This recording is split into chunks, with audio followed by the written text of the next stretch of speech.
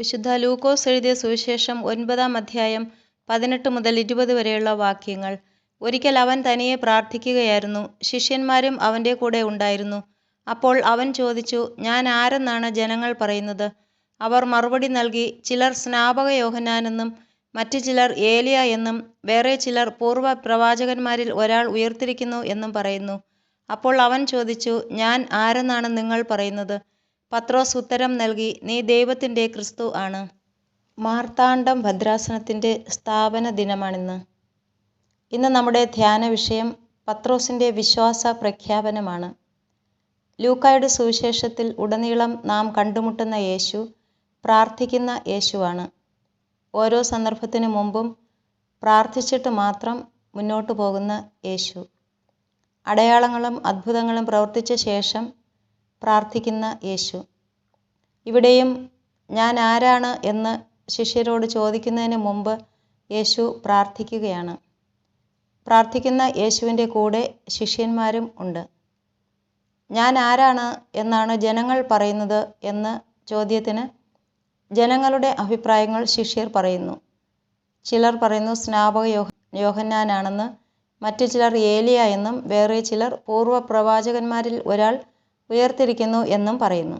ജനങ്ങൾക്ക് യേശുവിനെക്കുറിച്ച് വിവിധ അഭിപ്രായങ്ങളാണ്.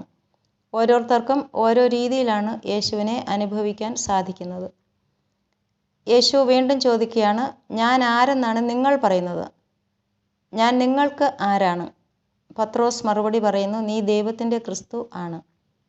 നമുക്ക് നമ്മുടെ ജീവിതത്തിലേക്ക് തിരിഞ്ഞു നോക്കാം. യേശു ആരാണ് എന്ന ചോദ്യത്തിന് നമുക്ക് നൽകാനുള്ള ഉത്തരമെന്ത്? കുഞ്ഞുനാളിൽ ഈ ചോദ്യത്തിന് നാം ഉത്തരം നൽകിയിരുന്നത് പുസ്തകത്തിൽ എഴുതിയിരിക്കുന്ന പ്രകാരമാണ്. യേശു എൻ്റെ രക്ഷകനാണ്, എൻ്റെ ദൈവമാണ് എന്നൊക്കെ. ആരാണ് നിന്നെ സൃഷ്ടിച്ചത്? ദൈവം. അങ്ങനെ നാം ചോദ്യങ്ങൾക്ക് ഉത്തരമായി ഇതൊക്കെ പഠിച്ചിരുന്നു. നാം വളർന്നു കഴിഞ്ഞു. വളരുന്നതിനോടൊപ്പം യേശു ആരാണ് എന്ന ചോദ്യത്തിൻ്റെ ഉത്തരവും വളരുന്നുണ്ടോ? കുഞ്ഞുനാളിൽ നൽകിയ ഉത്തരമാണോ എനിക്ക് ഇപ്പോഴും പറയാനുള്ളത്? അതോ അനുഭവങ്ങളിൽ നിന്ന് അല്ലെങ്കിൽ എൻ്റെ വളർച്ചയ്ക്കൊപ്പം വളർന്ന വിശ്വാസത്തിൻ്റെ ആഴങ്ങളിൽ നിന്ന് എനിക്ക് യേശു ആര് എന്ന് പറയാൻ സാധിക്കുന്നുണ്ടോ? എൻ്റെ രക്ഷകൻ, എൻ്റെ ദൈവം, എൻ്റെ കൂട്ടുകാരൻ, എൻ്റെ പിതാവ്, എൻ്റെ മാതാവ്, എൻ്റെ സർവസ്വവും, എൻ്റെ എല്ലാം എന്ന ഒരു അനുഭവത്തിലേക്ക് നാം വളരുന്നുണ്ടോ?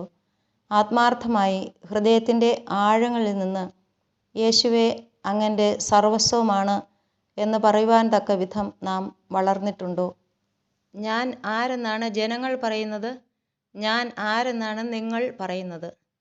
നമ്മുടെ ഈ കാലഘട്ടത്തിലും ജനങ്ങൾ യേശുവിനെക്കുറിച്ച് പലതും പറയുന്നുണ്ട്. വിശ്വാസ പ്രഖ്യാപനങ്ങൾ പലതും നടത്തുന്നുണ്ട്. പക്ഷേ നമുക്ക് യേശു ആരാണ്? ഞാൻ പ്രഘോഷിക്കുന്ന യേശു ആരാണ്? എനിക്ക് എന്താണ് യേശുവിനെക്കുറിച്ച് പറയാനുള്ളത്? ഈ ലോകത്തോട് പ്രഘോഷിക്കാൻ ഉള്ള യേശു, എൻ്റെ യേശു ആരാണ് എന്ന് നമുക്ക് വിചിന്തനം ചെയ്യാം. സത്യവിശ്വാസത്തിൽ ആഴപ്പെട്ടു നിന്നുകൊണ്ട് ശക്തമായ വിശ്വാസ പ്രഖ്യാപനം നടത്തുവാൻ ഈ ലോകം പറയുന്നതിൽ നിന്ന് വ്യത്യസ്തമായി അനുഭവത്തിൽ നിന്നും ശരിയായ ബോധ്യങ്ങളിൽ നിന്നും വെളിപാടിൻ്റെ സത്യപ്രകാശത്തിൽ നിന്നുകൊണ്ടും യേശു ആരാണ് എന്ന് പറയുവാൻ തക്കവിധം എനിക്ക് ശക്തിയുണ്ടോ? പരിശുദ്ധാത്മാവിൻ്റെ നിറവ് ഉണ്ടോ?